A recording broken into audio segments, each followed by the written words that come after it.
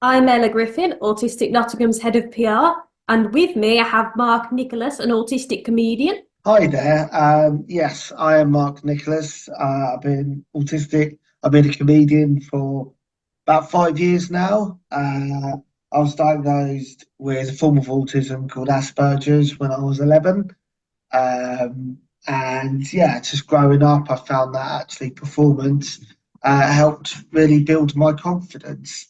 I did a lot of drama at school, a lot of performing at school, and but yeah, I didn't really get into comedy till a few years back, and it's just gone from strength to strength. Um, Actually, over lockdown during Zoom gigs, when we had the Zoom comedy gigs, I was signed to an agency called Ingenious Fools, which represents up and coming disabled artists, and it's been really supportive. And my agent's been very supportive, helping me with work. And I also run a disability and mental health comedy night called Laugh Able. And back in November, I recently did my first solo show called Mark Nicholas Autistically Trained as part of the Nottingham Comedy Festival. And I've been looking at building on that show throughout the year, including in Leicester on the 21st of February. But yeah, that's sort of a bit of a background about me anyway. So that was actually the first question I was going to ask. I was going to ask what you got into comedy, but you read my mind and answered it already, so well done. Yeah, Right. sometimes I lean forward. I do apologise. It's all right. Right. So my second question is, do you feel autism gives you a unique sense of humour?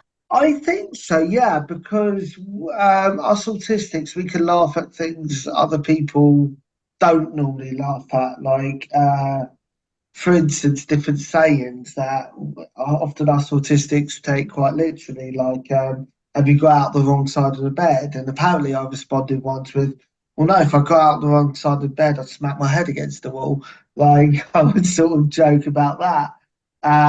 So I think it does give us a unique and just this sort of ability to sort of laugh at sort of different social situations we see going on and how bizarre it is that it's a weird one because actually what I've noticed as well as I thought maybe this is an autistic thing, I don't know, but outside I live in London and outside of London everyone is so chatty and everyone is so friendly, um, but in London, everyone's looking at the floor, not speaking to each other. And so I often think, us is every Londoner autistic? Is London the autism hotspot? So it's like I have weird thoughts like that going on all the time. But yeah, I think it does give you a unique perspective.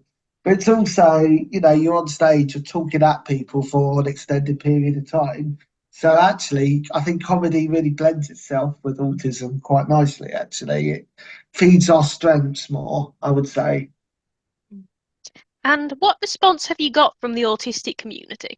Do you know what? On the whole, it's been really positive. Like I've had people come up and been like, that's incredible that you're getting up and doing this. I don't. People have called me sort of an inspiration before, and I kind of don't like that term because it's like for me, I just get up on stage, I practice my stuff. If I get a laugh, great. If I don't, oh well. For me. I don't try to overcomplicate it. But with the inspiration, it kind of feels like, oh, what did you think we were not capable of doing that? Anyways, it's such a big deal. But and so I get the compliment, but sometimes I feel like, oh, I'm not sure. But most other autistic people, like they really love seeing autism represented on stage in a positive way because I think in the media autistic people are portrayed very negatively. And the only time I hear about an autistic person in the news is if they've been convicted of a computer hacking crime. And it's like, and it's never, oh, look, this autistic comedian got up on stage and made people laugh and got big accolades for it. I never see that.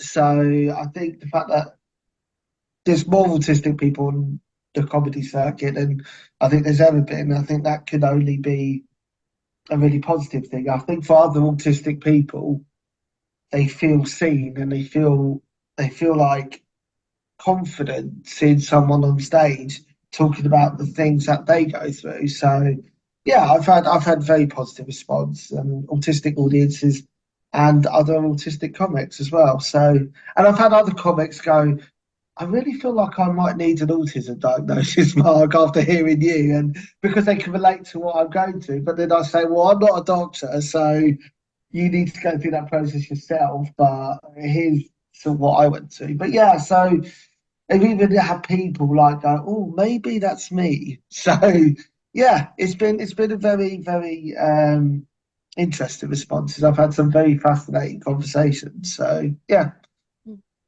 And then out of interest, obviously, I think you did cover this a little, but what responses have you sort of got from non-autistics?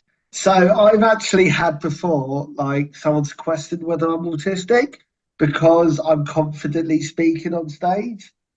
And I'm like, what?